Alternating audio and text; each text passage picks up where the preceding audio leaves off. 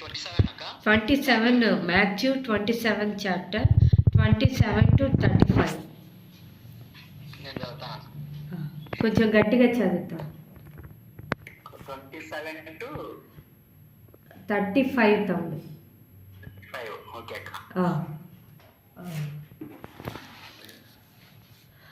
అప్పుడు అధిపతి యొక్క సైనికులు యేసును అధికార మందిరంలోనికి తీసుకొని పోయి, దీనికి ముందుగా పిలాతు ఏం చేస్తాడంటే రియలైజ్ అవుతాడు, ఈయన్ని అప్పగించేస్తున్నాను, ఈ జనాలు డిమాండ్ చేస్తున్నారు, ఈ పాపం నాకు తాకకూడదు అని నీళ్లు తీసుకొని జన సమూహం ఎదుట, మాథ్యూ 27:24 ఉంది,